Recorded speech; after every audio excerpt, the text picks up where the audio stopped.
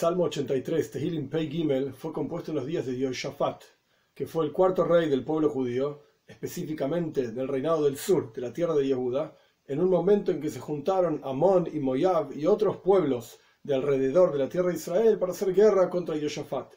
Entonces, en el Salmo se pide que Dios haga maravillas y confunda los ejércitos de ellos, tal y cual lo hizo en otras épocas, como vamos a estudiar. Aleph 1. Shir Mizmor le'Asaf, un cántico, una canción para Asaf, o porque la compuso Asaf, o para que la cante Asaf, que era un Levi, un levita. Beis 2. Elohim al domilach, al techerash, al tishkoit eil. Dios, no estés mudo, doimi significa mudo, al techerash, no estés en silencio, y al tishkoit eil, que no estés quieto, hace algo al respecto. Gimel 3. Porque he aquí tus enemigos rugen con furia, y aquellos que te odian, elevan sus cabezas. ¿Para qué elevan sus cabezas? Dalet 4.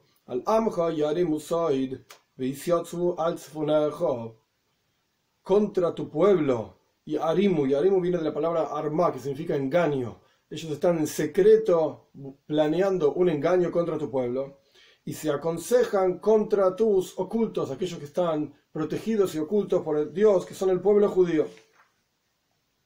Hey, 5.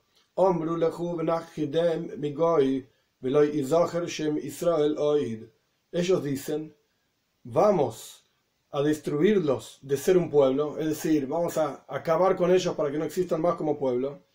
Y continúa, y no sea recordado el nombre de Israel nunca más.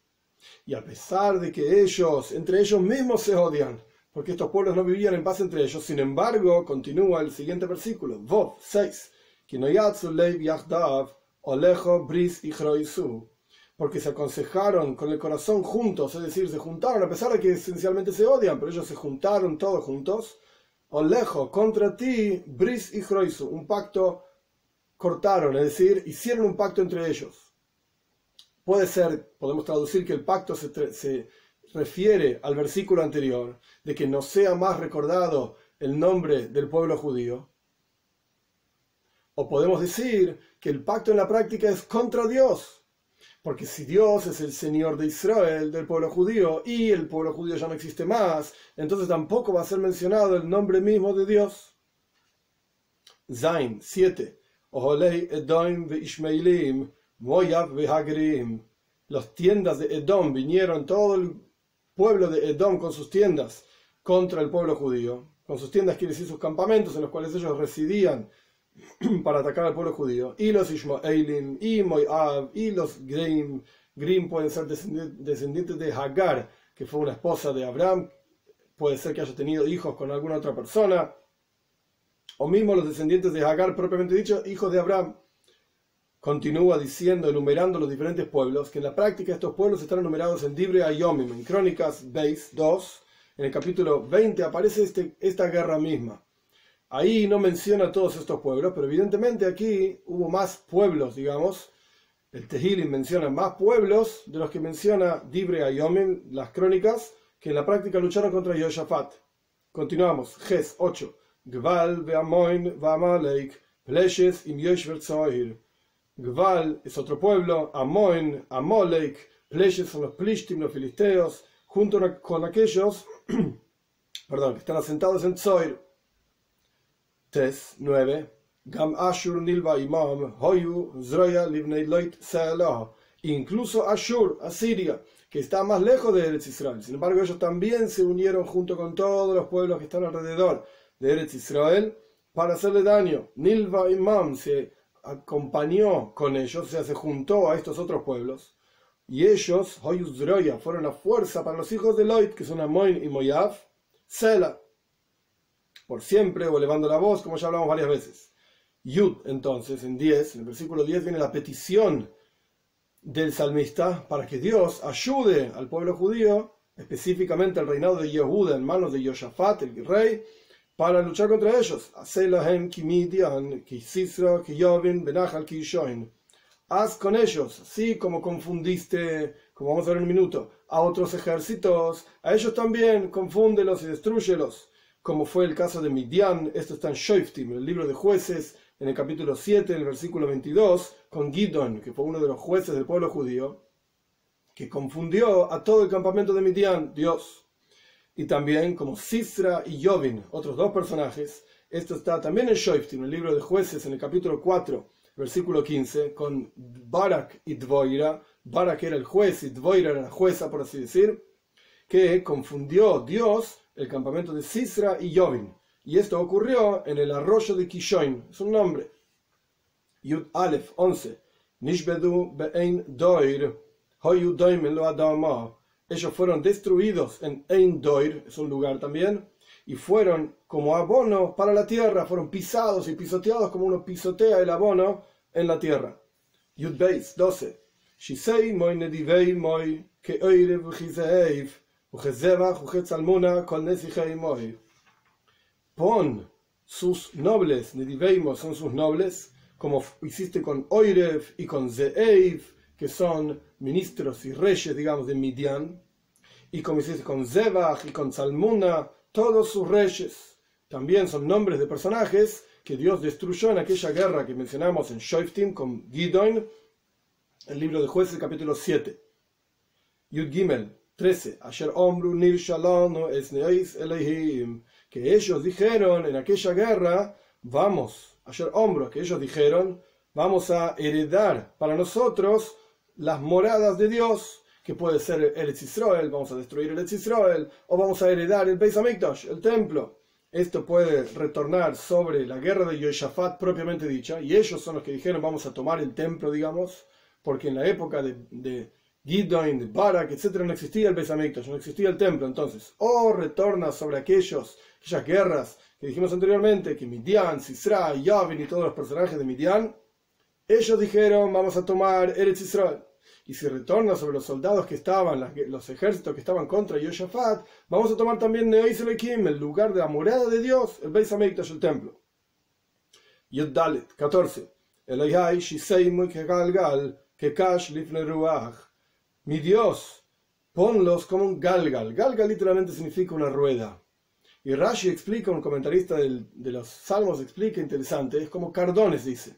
Es como esos, parecen como si fuese algodón, que el viento los hace soplar y van girando por el viento como cositas blancas muy livianas que el viento va levantando y van girando por ahí, por eso se llaman como un galgal. Que cash y como paja frente al viento. O sea que sean totalmente esparcidos y derrotados. Tesvov 15. Que eish tibar yoar ugeleavat telaet harim. Como el fuego consume al bosque, o sea, consume los dioses a ellos como el fuego consume el bosque, y como la llama ardiente en las montañas, que va quemando todas las cosas. Tetzain 16. Así espárcelos con tu viento tormentoso, Sa'ar es una tormenta, y tu viento también en forma de torbellino, se valen, confúndelos. Yudzain 17.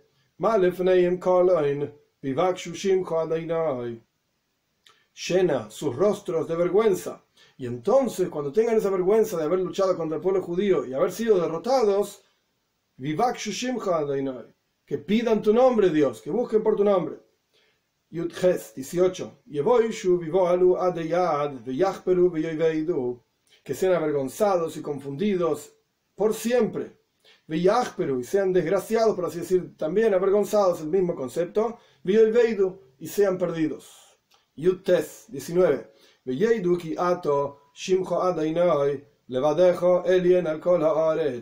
Y sepan, y que ellos sepan que tú, cuyo nombre es Dios, tú solo eres el supremo por sobre toda la tierra. Este es el salmo. Sobre este salmo hay un midrash extremadamente interesante, que voy a leer todo el midrash, y hay una explicación del Magid de Mezrich, del segundo maestro hasídico, posterior al Baal Shem Tov. Después del Baal Shem Tov vino como líder hasídico el Magid de Mezrich, el Dovier de Mezrich, que explica, no exactamente sobre este midrash, pero vinculado a este midrash, un versículo de Ishaya, y surge una idea muy interesante al respecto de nuestra relación con Dios y nuestras peticiones a Dios. En este salmo vemos que le pedimos al comienzo del salmo que Dios no haga silencio, que Dios no se quede quieto. Evidentemente le estamos pidiendo a Dios que haga algo que Él por sí mismo no está haciendo. Vamos a leer el Midrash. El Midrash cuenta, trae un versículo de Koyeles. En Koyeles, capítulo 8, versículo 4, dice: Vayodvar melech shilton, porque la palabra del rey es gobierno, el rey habla y esto es lo que ocurre. ¿Y quién te va a decir lo que tiene que hacer? ¿Quién le va a decir al rey lo que tiene que hacer? Nadie le puede decir. Pero sin embargo, continúa el Midrash, los tzadikim, los justos, le dicen a Dios lo que tiene que hacer. Le dicen que se levante, Él se levanta. Le dicen que se sienta, que se siente, y Él se sienta. Como está escrito, Kuma Hashem en la Toira, levántate Dios. Como está escrito, Shuva Hashem, retorna a Dios, siéntate Dios. Le dijeron a Dios, los tzadikim, los justos, no duermas. Por cuanto está escrito, Ura lama sishon Hashem, hakitz al tiznach netzach, en el Tehilim, en el Salmo 44 dice, levántate, o mejor dicho, despiértate. ¿Por qué duermes, Dios? Levántate y no nos abandones por siempre. ¿Cómo responde Dios? Él se levanta, como está escrito, en el Salmo 78 dice que se levantó y parecía como que estaba dormido Dios. Y acá vemos un concepto interesante en el análisis de los salmos en general y los psukim en general, todos los versículos de la Toira. Se ven no necesariamente dentro de un mismo capítulo, es que tiene que estar una pregunta y respuesta de un mismo asunto, o una abierto, digamos, y cerrado, como quien abre un paréntesis y cierra paréntesis. En diferentes versículos de diferentes salmos podemos observarlos todos como todos en una misma línea, todos vinculados y conectados. Entonces en el Salmo 44 se le dice a Dios que se levante, por así decir, que se despierte. En el Salmo 78 está la respuesta, Dios se despertó. En este salmo le decimos al Doimilach, no te duermas, no estés en silencio, perdón. Y él escucha, como está escrito en Ishaya, Meikim dvar avdoi, va'atzas malacha v'yashlim.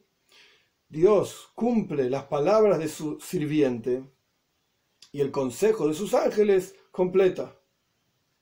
Quiere decir que evidentemente en este salmo, salteando alguna parte que no viene al caso exactamente, aquí también, cuando le pedimos, Dios, no estés en silencio, y Él está en silencio y nosotros estamos en silencio, como está escrito en Eicha, Yeshvula Aretz Idmu, estábamos sentados en la tierra en silencio. Ejerashtanu Hashem, Milachem Lachem, Hashem Milachem Lachem, y nosotros hicimos silencio, y Dios iba a luchar por nosotros, y nosotros íbamos a hacer silencio. Entonces Dios hace silencio, nosotros hacemos silencio. Entonces aquí le pedimos a Dios, Al Tejerash, Al Tishket Keil, no hagas silencio, no estés quieto. ¿Para qué? Porque esto va a generar la vergüenza de tus hijos. Imaginemos, de vuelta, en Yoshafat, en el caso de la guerra contra Yoshafat, iba a generar la destrucción del pueblo judío. Todos los ejércitos alrededor contra Yoshafat. Entonces, de la misma manera, surge de este Midrash que los tzadikim le piden a Dios algo y Dios lo cumple. Incluso, y ahora sí, la enseñanza de Magid de Mezrich sobre otro versículo de Ishaya. El versículo dice, todos tus hijos son estudiosos de Dios. Limudei Hashem. El Magid de Mezrich trae una idea muy interesante. Así como vimos un caso en el Talmud de Hoini Ame Agel. Hoini Ame Agel era un gran sabio que él solía hacer círculos, ígulos, círculos en la tierra, se paraba dentro del círculo y le pedía a Dios lluvia. Y cuando llovía en forma terrible, Hoini decía, no, yo quiero Gishmei Braja, lluvias de bendición, no me traigas lluvias de maldición. Entonces Dios traía lluvia como correspondía, ni mucho ni poco. Ese es el caso de Hoini Ame Agel. Cuando vemos que Moishe Rabbeinu le pide a Dios misericordia por aquellos que hicieron, incluso por aquellos que hicieron el becerro de oro, Moishe Rabbeinu cuenta el Zohar, que por así decirlo agarró a Dios, estaba todo algo espiritual y abstracto, lo agarró a Dios del brazo derecho y le dijo, no te voy a dejar hasta que perdones a tus hijos. Y Dios, por así decir, entre comillas, no tuvo otra opción que perdonar a sus hijos. Quiere decir que vemos el concepto de que los tzadikim, los justos, le piden a Dios y Dios cumple lo que ellos piden. Al punto tal que el versículo de Ishaya, todos tus hijos son estudiosos de Dios, el Magid de Mezrich dice al revés. Todos tus hijos le enseñan a Dios lo que el mundo necesita. Ahora bien, como vemos en este salmo, le pedimos a Dios que se levante, Él se levanta. Como vemos que le pedimos a Dios que no haga silencio, pues Dios entonces habla y hace lo que tiene que hacer, la salvación del pueblo judío en el caso de Yoshafat, o en el caso de Shoftim, etc. Le pedimos a Dios que perdone, Él perdona, que traiga lluvia, que trae lluvia. ¿Acaso Dios no sabe todo lo que nosotros necesitamos? Dios es el creador de todas las cosas y Él conoce y sabe todo. Pero sin embargo, hay un versículo diferente. Dios desea el servicio a Él nuestro. Que nosotros somos Maise Yodejo, la acción de tus manos. Tichsef, Él desea.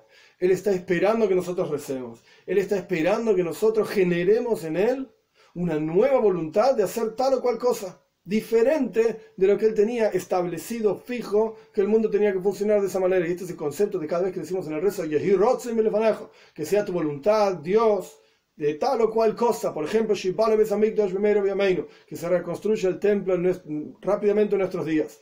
¿Qué decimos? Que sea la voluntad de Dios. Si Él no quiere, no lo va a hacer y ya está. Y la respuesta es, Dios está esperando y Él desea, anhela que nosotros le pidamos, que nosotros busquemos y nos esforcemos en buscarlo a Él, y nos esforcemos en pedirle y generar algo nuevo en Él. Es como quien dice, más de lo que el ternerito quiere beber leche, la vaca quiere dar su leche. Y este es el mismo concepto en Dios. Él está esperando que nosotros le pidamos, Él está esperando que nosotros exijamos, y ahí no será la condición. La condición es, como dice Ishaya, en el versículo, en capítulo 44, en el versículo 26, dice, Mekim dvar avdoi. Dios cumple las palabras de su sirviente. Quiere decir que nosotros tenemos que comportarnos como sirvientes de Dios, con bitul, con anulación y entrega absoluta a Dios. Y entonces, Mekim dvar avdoi, y Él va a cumplir aquello que necesitemos, no porque Él no lo sepa, lo sabe muy bien, pero Él está esperando que nosotros le pidamos y que hagamos el esfuerzo de realmente ser verdaderos sirvientes de Hashem, para pedirle y que Él cumpla con todas nuestras necesidades. Porque si Él no lo va a cumplir, entonces ¿quién lo va a hacer? Por eso nuestra función es entregarnos a Él y pedirle todo lo que necesitamos.